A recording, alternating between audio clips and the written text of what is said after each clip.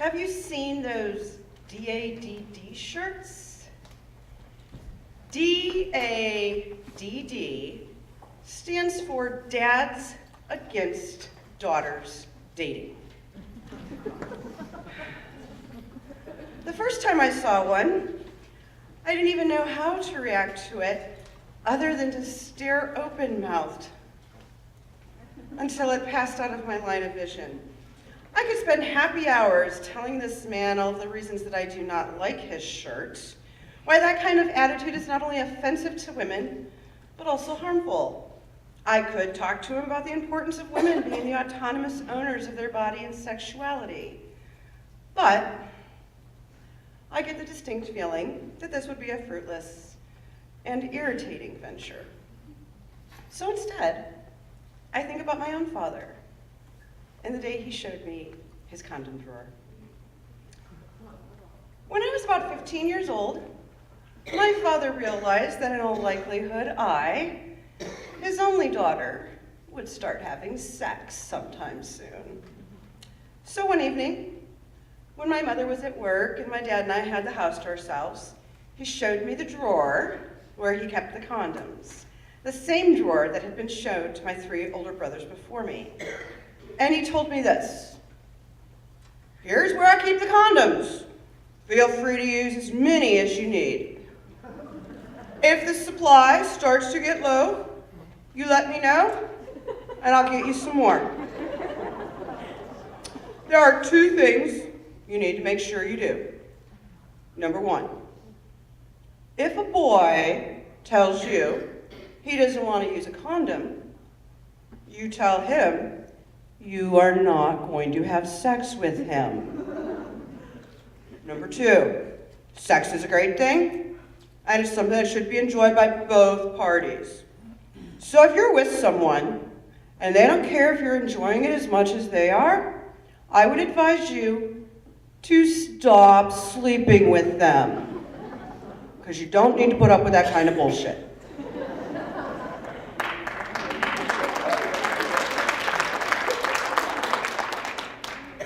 Next time I saw one of those damn shirts, all I could think was, I love you, Dad.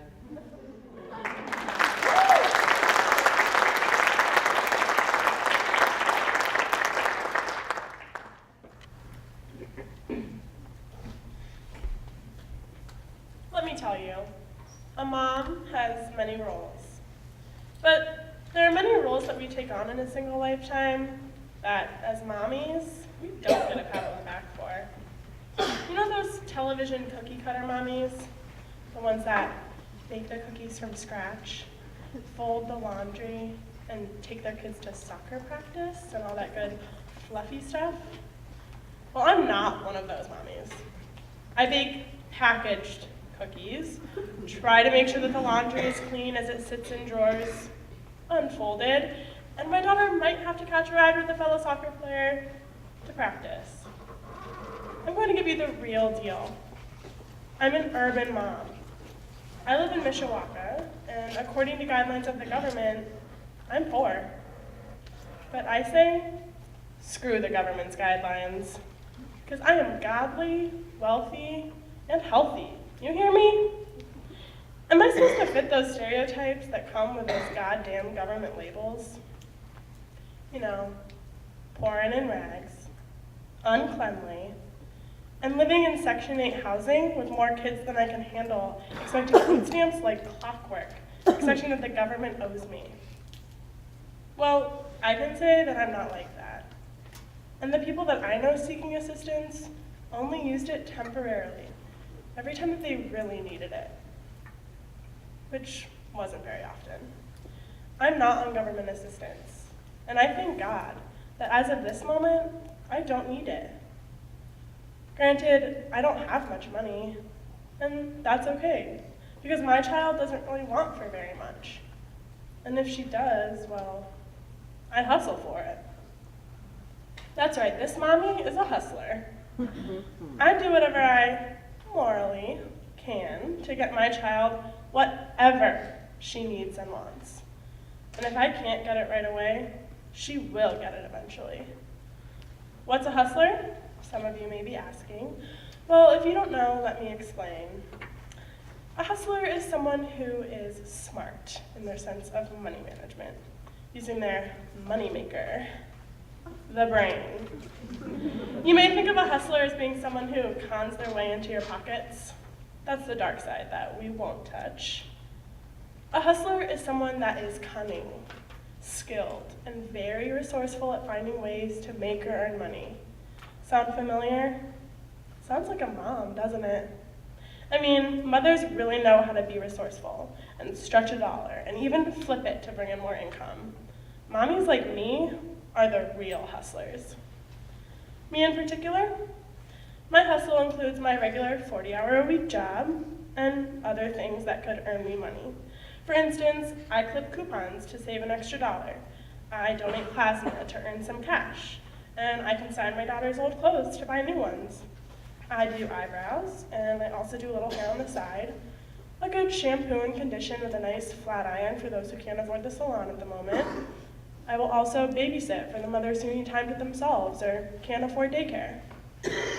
We women and mommies need to stick together. I work every day, and if my paycheck isn't quite enough, I ask for the extra hours. Sadly, as a stereotypical single mother, I am sacrificing the extra time that I could be spending with my daughter. But a mommy has to do what she has to do, even if it's something that she doesn't want to. So are you a hustler? Let me hear all you mommy hustlers give yourself praise, because there will always be things that we mommies have to do for the greater good of our children. Hustle on, moms. Hustle on.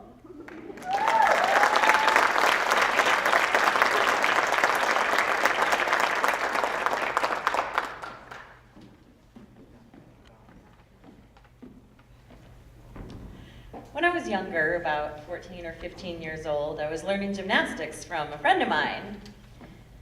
My parents couldn't afford lessons, so a friend of mine took lessons, and I just liked to practice by myself and learn from her. I also loved to go for walks on the beach between about 5 and 6 o'clock after dinner.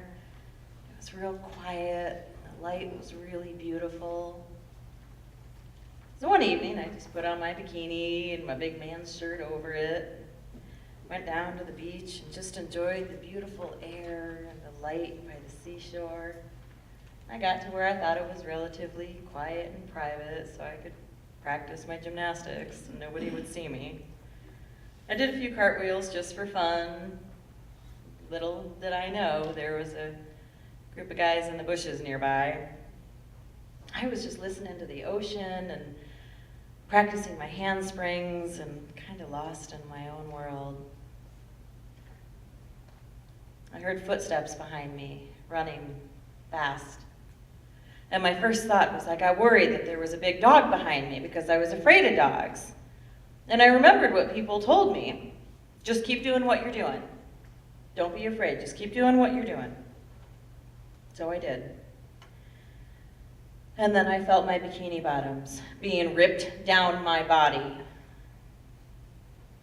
And I was completely shocked and lost my voice. A young man in jeans and cowboy boots, buzz cut haircut. He was running away from me just as fast as he had run up, and his friends were laughing in the bushes nearby. Is there anybody else around? I pulled up my bikini bottoms real fast and I was shaking. And I turned to walk home. And I saw a couple not too far away, and I started to walk towards them, and I tried to speak. And I couldn't speak. I didn't have a voice. I got home, and I didn't tell my mother, because I thought she'll never let me go to the beach again or do anything by myself. I didn't even think about my bathing suit. She found it later. It was completely ripped by fingers. She said, "What happened to your bathing suit?" I said, I guess it's just getting old or something. I can sew it or we can get a new one. And she said, "It's okay. I can sew it for you." When I told my best friend, she said, "Why didn't you yell at him, that son of a bitch?" And I said, I couldn't yell. I completely lost my voice. I thought of all the things I could have said, and I didn't. I couldn't. Many years later, I was walking home to my apartment, which was in a real nice, quiet neighborhood.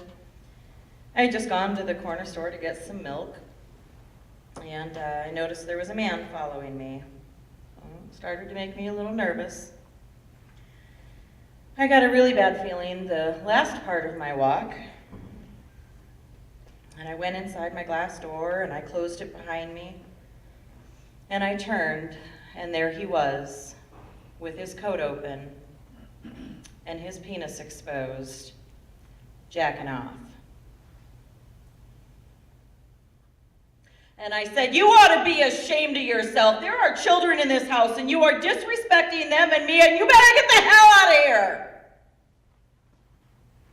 And he did. He left. And I was so proud and so grateful that I finally found my voice.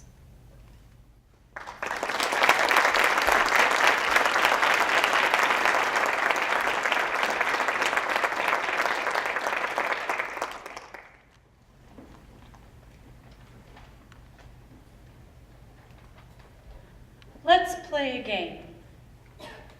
I'm going to describe myself, and I want you to try to imagine me, the kind of person I am. I am a mother. I have a 4-year-old daughter whom I cherish more than life. We cook dinner together every night, and I make her vegan blueberry pancakes for breakfast at least twice a week. I read her a bedtime story every night, or two if she has her way. We have living room picnics, play with letter flashcards, and have bubble fights in the bathtub. I am lucky to have her and dedicated to being the very best mother I can be. Can you see me yet? I am a student.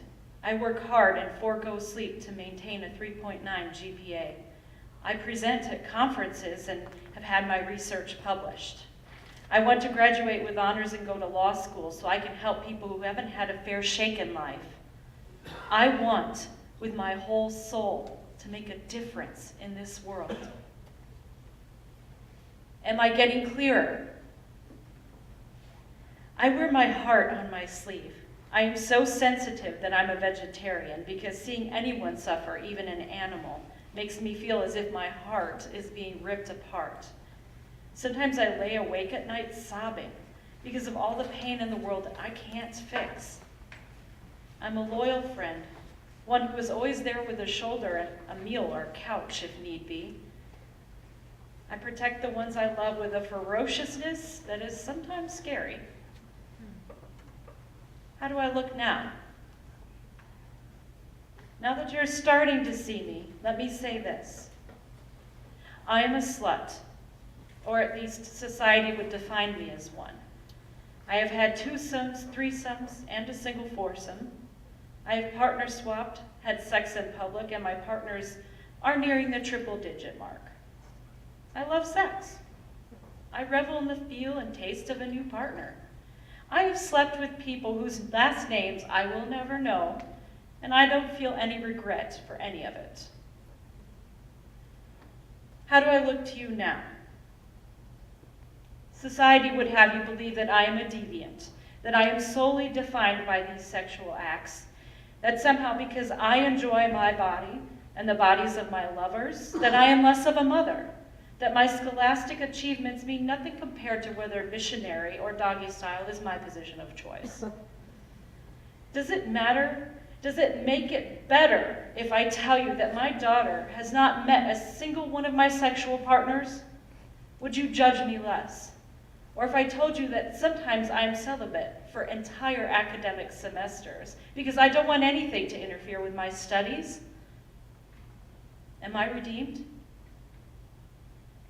I am a mother, a student, a friend, an overachiever, a do-gooder, and a slut. Can you see me now?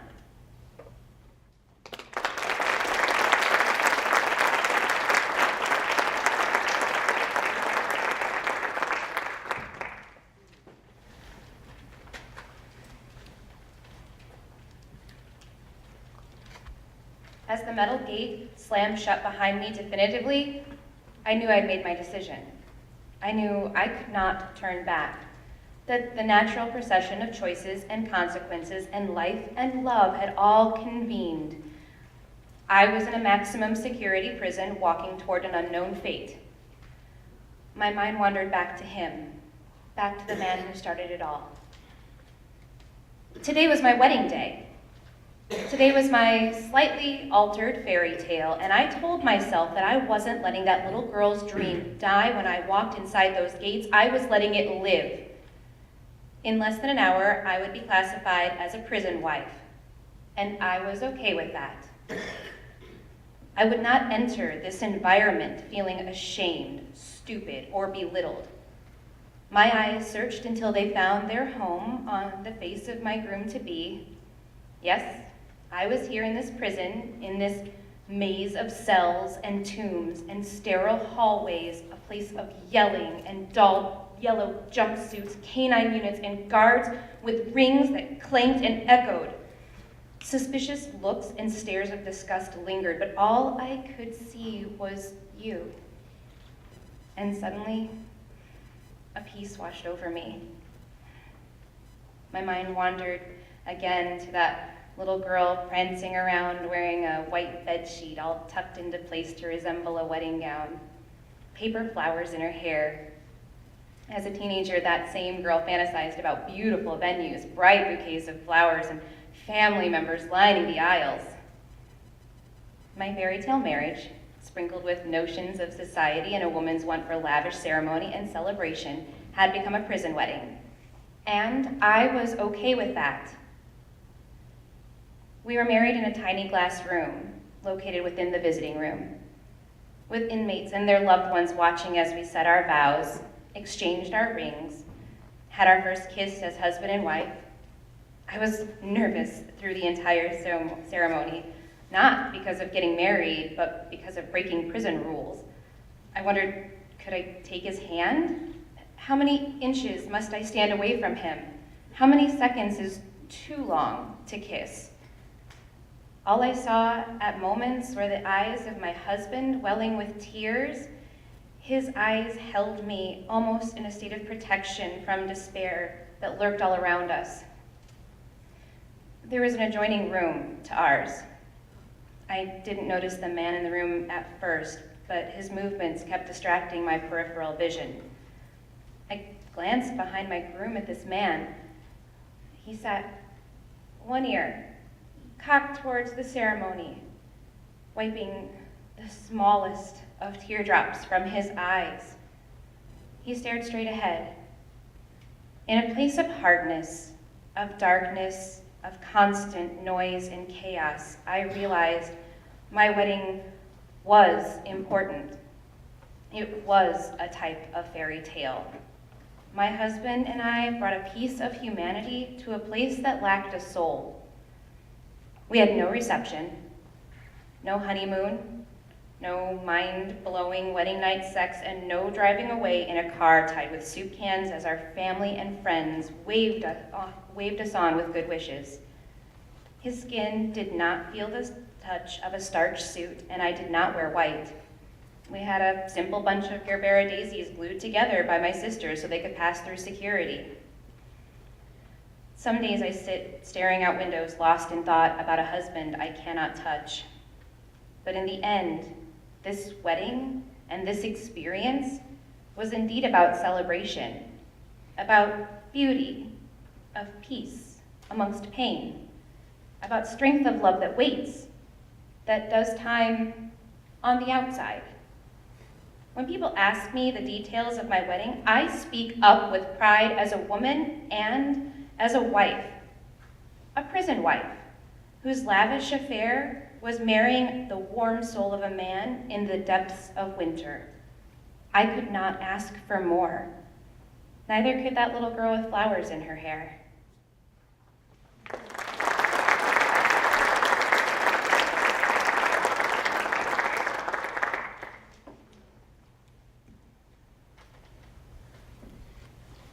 I work as a postpartum nurse. When I tell people this, many say, "Aw, I love to hold babies all the time." Right.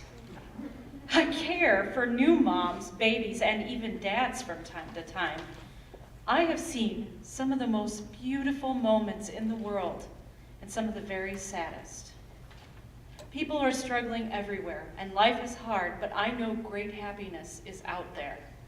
I've cared for PTSD moms who have overcome some tremendous things. I've seen loving, caring mama hand her baby over to a funeral director.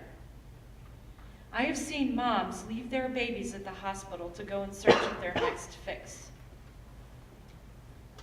I have seen sunshine through clouds on the postpartum unit. I've also seen the ordinary, everyday miracles of life, like helping mom get her baby latched onto her breast to feed for the first time. She looked up at me after the baby was nursing. With a laugh and tears in her eyes, she said, "I did it." It was so beautiful. I remember the mom who came to meet her new baby for the first time. With her heart in her throat, she asked 100 questions. She must have cried 1,000 happy tears over her newly adopted baby. The mom who is sad because she doesn't have the father's support. She is thinking about her previous baby who didn't make it. And she is pumping milk for her tiny baby down the hall, the neonatal intensive care unit. She is worried if she can learn how to take care of this small person before they have to go home. Dads are sleeping on a pull-out sofa bed, tired and desperate for coffee, while moms just need praise. They want smiles and to hear they are doing a great job. We all need encouragement sometimes. So gosh darn it, I praise them. I praise them for their first-time diaper, even when it's hanging off the baby's butt. I praise them for the fumbling around first feedings. I praise them for walking to the NICU and pumping religiously for their sick baby. I praise cesarean moms for walking in the halls. I have sayings that I like to sprinkle throughout the day. Your body carried and fed this beautiful baby while inside. Now it can feed this baby outside. And don't blame your breast for rumors you have heard about breastfeeding. I am trying to create a nation of lactivists. Our slogan will be, everyone who can breastfeed should breastfeed. I don't want breastfeeding to be a decision based on society's skewed views. They're boobs. They are for food, and sometimes fun with a partner. This job has sadness, anxiety, pain, excitement, joy, discomfort, wonder, and miracles. The miracles and joy in the everyday are what keep me waging war against sadness and grief. I've seen it every day. I love my job. I love what I do, and it's not just holding babies.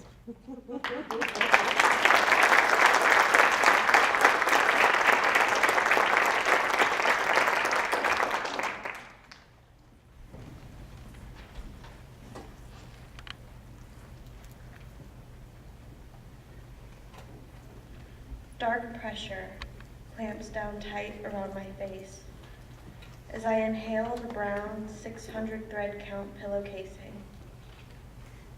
"I am going to kill you," echoes through my ears as the fear of losing my life crawls up my spine. His arms sit heavy on my chest as he digs his elbows into my diaphragm. 21 years old. I am too young to die.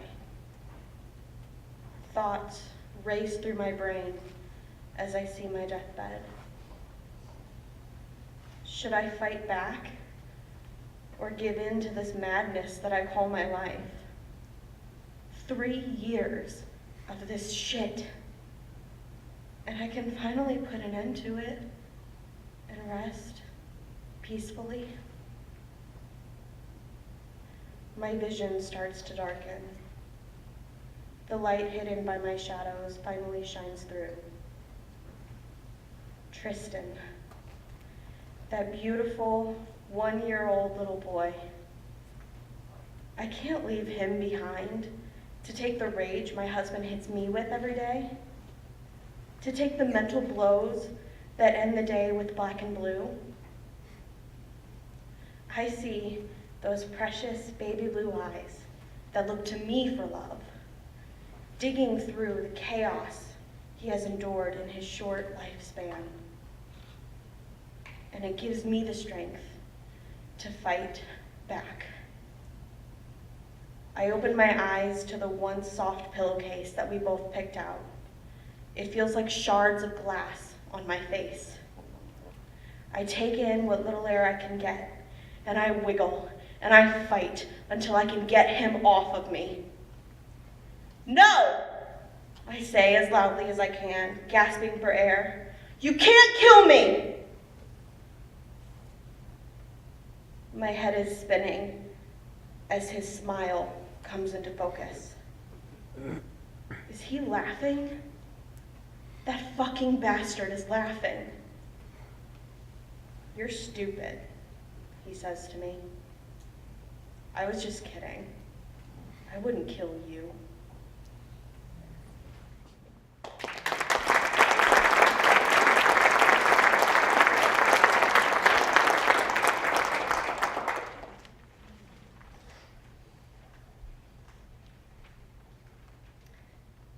Tenía 12 años. Mi apariencia era distinta a las niñas del colegio.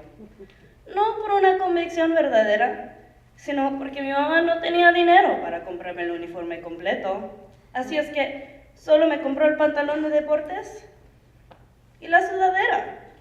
Las demás niñas tenían faldas y suéteres y camisas tipo polo, etc. Mi cabello era corto.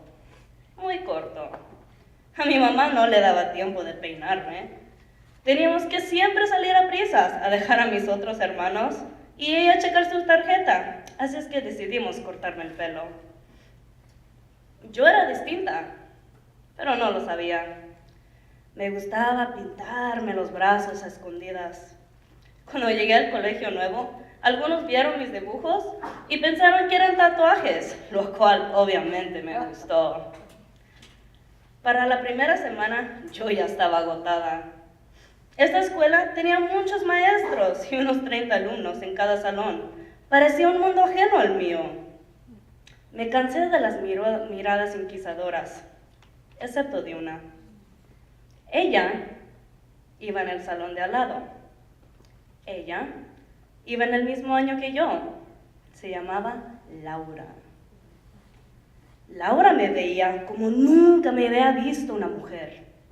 No pude reconocer qué era en su mirada hasta el día que me dijo, me gustas. Seguramente fruncí el ceño, pero no me acuerdo. Seguramente mi corazón quería salir corriendo. Laura dejó en silencio y dijo, pero me dijeron que eres niña y pues a mí me gustan los niños. ¿Confundida? ¿Confundida? ¿Confundida? ¿De qué estaba hablando? En la otra escuela, donde éramos solo 8 en el salón, 3 niñas y 5 niños, los niños también me decían, me gustas. Pero yo los ignoraba. Éramos amigos, jugábamos al fútbol, a las luchitas, trepábamos la barda, patinábamos y nos reíamos de las cosas. Nunca pensé que hubiera un límite. Pero ninguna niña me había dicho algo así. Normalmente yo no le gustaba a las niñas. Cuando entendí qué era lo que Laura me hizo sentir, cuando entendí que yo quería ser niña y gustarles a las niñas por ser niña, comencé a rezar. Pero en algún programa de televisión vi que si uno rezaba, se le arreglaba el mundo. Recé, Dios mío, no me hagas lesbiana. Dios mío, no me hagas lesbiana. Por favor, Dios mío. Pero, ¿o Dios no existe? ¿O no supo cómo hacerle? Dieron los 13, los 14 y los 15 años. Y yo seguía jugando fútbol con los niños, compartiendo gustos musicales, trepando bardas, llamándole la atención a las niñas. Todo por llamarle la atención a las niñas. Laura se volvió mi amiga y mis dibujos y mis tatuajes. Dejé de rezar por ahí de los 16, cuando me enamoré y dejé de ser la otra.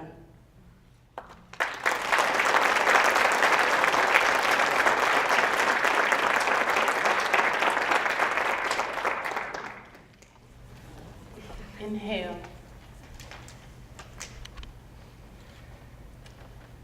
Standing at the top of my yoga mat, I glance around the room, hoping not to make eye contact with anyone in the class. But all eyes are on me. I'm heavier than most. Ironically, my weight makes me feel inadequate when I'm wearing fitness clothing. My flexibility is limited and contributes to my feelings of judgment from others. I can touch my toes. My heels do reach the floor in down dog, but I am not able to come into a full wheel or handstand pose. I guess everyone needs a goal, right? Along with my lacking body image, I suffer from directional dyslexia. I know my right hand from my left, but something happens when I attempt to reverse the directions. Laughing it off, I attempt to move on. I try not to take myself too seriously. After all, it is just a yoga class. We are not meditating or worshiping a deity, just physical fitness. Increase my flexibility and reduce my stress level. Occasionally, I feel more stressed after a yoga class than before. At times, I feel challenged by others to work harder and faster to be accepted by them. Little do they know, my self-esteem is about as thick as my thin yoga mat. I thought yoga is supposed to be peaceful and loving, not judgmental. Not too long ago, I thought about screaming in the middle of Warrior One, I am done with this! And slamming the door as I left. Maybe then they'll take me more seriously. I am not a vegan, or even a vegetarian. My car, which is not a Prius, doesn't display a namaste sticker. Let's face it, I am not your typical yoga teacher. Exhale. Namaste.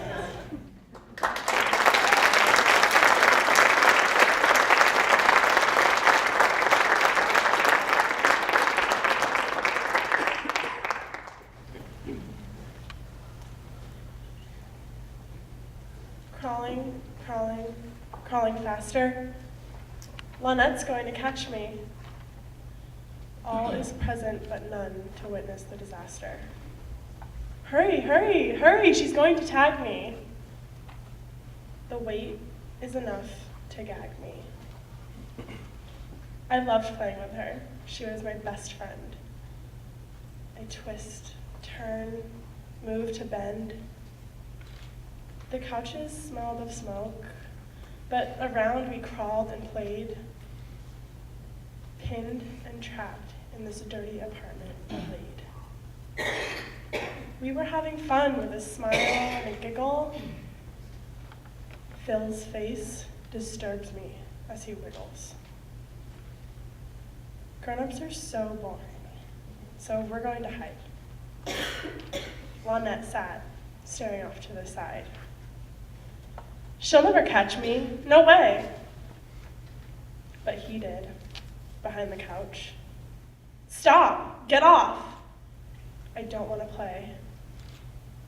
On top of me, making funny, disturbing faces. Why those faces as he sways? She yells. She said get off her, Phil, so get off!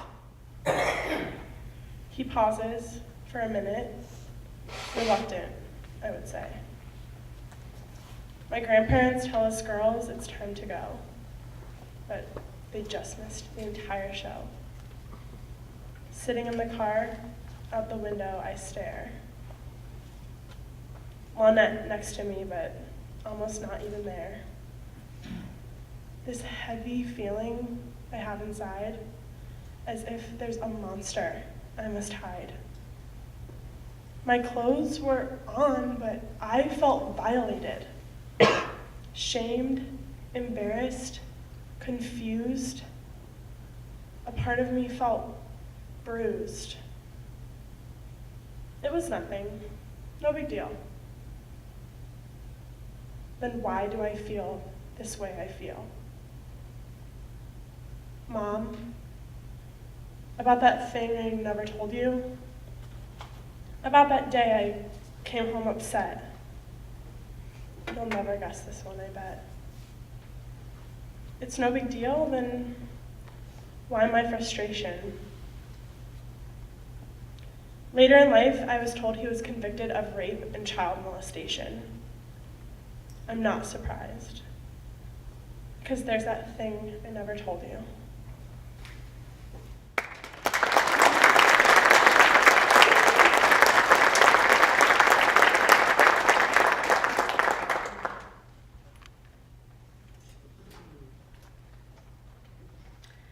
I am a 38 double D. My breasts are the first characteristic people notice. And sometimes they're the only characteristic people notice. Let me tell you how things got started. I must have been 8 or 9. I noticed that my chest hurt after a stray bull grazed me during some good-natured roughhousing. I told my older brother, Look, it hurts when I push here. Try it. He looked away from me for a long moment, and then he said, if it hurts, don't do it. Later that summer, before school started, my mom suggested I try on some sports bras, and things really took off from there. By 6th grade, I was wearing my mom's hand-me-down bras. Here are some things that my breasts caused to happen to me. In 6th grade, when I was 11, I found out my boyfriend only liked me because of my giant boobs. I instantly became suspicious of male attention. I hated gym class because my boobs bounced around and everyone watched. I would cry silently, but profusely in bed at night and fantasize about cutting them off my body with a kitchen knife.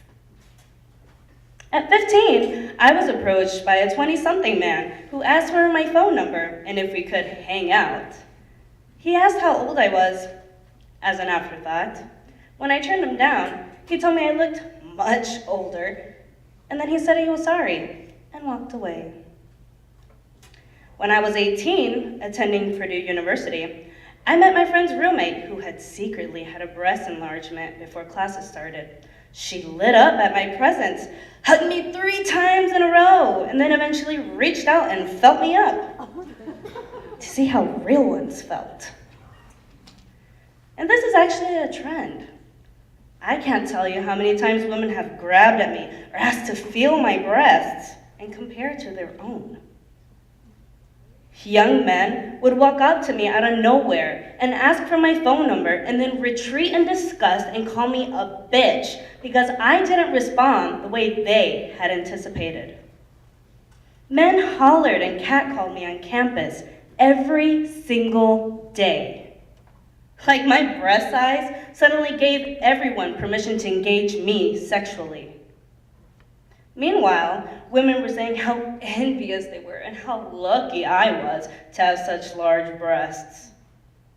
When I talked about getting a reduction, women lamented the troubles it would cause to breastfeed and how devastated I would be. They effectively scared me away from the idea for years. At 21, going out to bars with friends was a nightmare.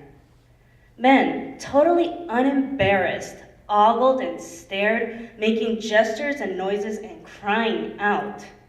They would pester and harass us. They would get angry when they realized that my breast size did not mean I was easy to sack. I was too afraid of the inevitable harassment to exercise. I started to put on weight. My breasts got larger, and exercising got harder. When I stand for too long, my back and my shoulders ache. When I lie down to ease the pressure, my breasts crowd up and touch my chin. My breasts impede the movement of my arms. The seatbelt in my car always slides up to my neck. Good bras are expensive and hard to find. My bra straps dig into my shoulders where there's a permanent dent in my flesh. Not wearing a bra is too uncomfortable, so I wear one almost 24 hours a day. I can't wear button-up shirts. They gap between the buttons. Even the most modest V-neck flashes ample cleavage. Wearing a crew neck only makes my breasts look even larger. I have to buy clothes that are too large to fit my breasts. I look dumpy a lot. I can only wear simple cotton tops. People feel free to publicly discuss my breasts because I don't have the option of hiding them. At work, when I know I will be with certain clients, I have to make ultra-conservative wardrobe choices to minimize the amount of attention they will give my breasts. I dream about getting a reduction someday, soon. But a breast reduction costs well over $6,000. I don't have insurance, and insurance often doesn't cover it anyway. I don't make enough money to save for the surgery. I have no idea when I'll be able to afford it, or if I ever will. I dream of the day I'll be able to take a run. I dream of the day I can wear a button-up shirt. I dream of the day my breasts don't choke me when I'm lying down. I dream of the day people notice my face first. I think I have a pretty face, and I'm funny too. I wish that's what people noticed about me first.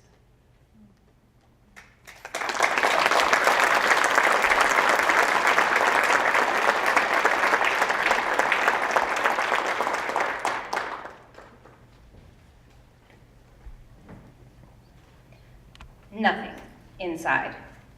Just plain old plastic. The frustration, the agonizing pain of waiting to see that package that Ken had waiting for me. You see, an 8-year-old girl wants to explore and learn. Curiosity sure did kill this cat. I waited for months, deciding when to peek. I was so curious because, well, I wanted to know. Is it pink? Is it tan? Is it solid or hairy? What is down there? Does it look like mine? I needed to know, but I couldn't ask because girls shouldn't ask about special deliveries. But I had to know what Ken was hiding. I mean, because of course, it had to be a surprise. It had to be because I was so ashamed to peek inside, and even more ashamed to ask about it. Okay, well, the day finally came and I was ready and my heart was racing. I would finally find out what Ken had, so I started to peek. No! I closed it up. It was too soon. I'm not ready. I went to peek again. Nothing! Nothing, not a thing was inside. Ken looked like Barbie, and I knew that couldn't be right. No way there are separate bathrooms if we all look the same. Mattel lied.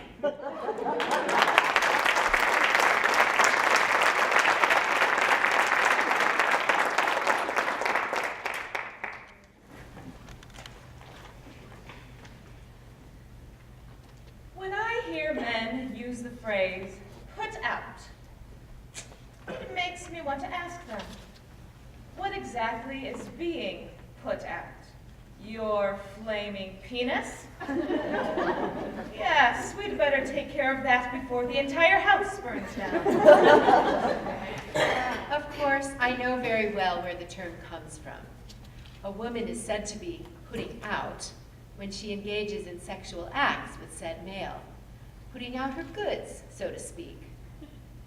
Urban Dictionary has a number of definitions for the phrase, and I'd like to highlight a few exceptionally key definitions for you. Put out. When a female dispenses her sexual favors, she is said to put out. Example, Joe is going to dump his girlfriend because she won't put out for him. Put out. When a chick gives you a blowjob to fulfill your sexual needs as a man. Example, it took her 3 days, but she finally put out. She gave me a blowjob and I got to feel her up. Sexuality could really use a makeover in our current culture, wouldn't you say? There is a huge double standard. The main issue with the phrase put out is that it pretty much takes a woman's desire to orgasm out of the scenario. It paints a picture that our bodies are meant only to please men, and this is a false message to send to young men and women. Why do dudes think that we are obligated to please them? Isn't that what women's liberation was for? Hey guys, guess what? We can orgasm too. You've just been doing it wrong this whole time. Surprise! Let us make sex a cohesive act that works to satisfy both parties involved, and stop pretending that women are just a screw hole with a body attached. Here's what we suggest to abolish the phrase put out. Number 1. First of all, ladies, do not ever use this phrase. Ever. Once you start using it, the game is over. But, okay, if you are going to use this phrase, here are the right ways to use it. I'm super stressed with school, so I'm doing yoga to put out some positive vibes. I'm having that wine and cheese party on Saturday, so I'm thinking about putting out those vintage plates my grandmother left me when she died. Hey, look! Someone put out a box labeled free stuff. It could be puppies.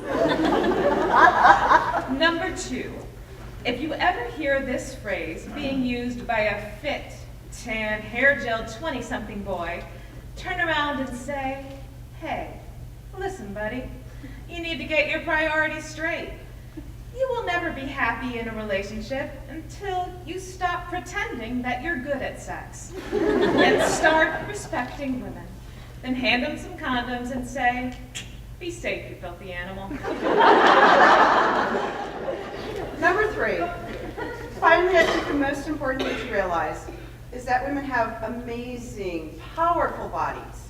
And for our sex to be diminished to the measly 2-word phrase, put out, is ignorant and misleading. It's true, we are great at sex, but women need to be comfortable enough with their sexuality that they don't feel the need to use it to get things. Our bodies are meant for so much more than sex.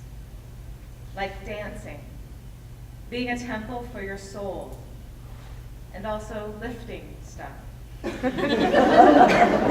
while women should feel liberated enough to have sex as much as they want and with whomever they want, they should also feel confident enough to not feel pressured into having sex too soon because of some male standard that turns women into sex toys. If you are ever in a situation where someone is pressuring you to put out by cooing in your ear, come on, baby, put out for me, please. Feel empowered to laugh in his face and say, baby, get a life that doesn't revolve around your dick. And then get the hell out of that situation. You are amazing.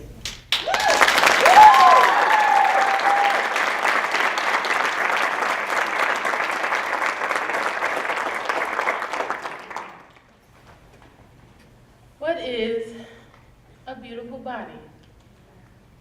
It houses a soul that often thinks of others first. It has a mind that encompasses new ideas until proven faulty or not valuable. It has a smile that passes to its sisters in a hug. It carries itself with grandeur in all situations. It considers itself to be sexy and love beyond comparison. It is brave yet humble. It challenges itself to personal growth. It seeks education. It longs to understand as well as be understood. It conveys care and concern, power and dignity, leadership and following. It is resilient in trials. It knows weeping in adversity is not weakness, but a way to express concern. It loves unconditionally and without prejudice. It is not to be controlled. It recognizes the difference between love and abuse. It cannot be measured by a clothing rack, sideways glance, whistle, or a gaze. It can only be measured by the confidence of she who dwells within. A beautiful body knows her strength. A beautiful body embraces herself as lovely and divine in all situations and circumstances. A beautiful body gives no regard to external pressure, coercion, or structure. A beautiful body lives in her skin and loves her glow.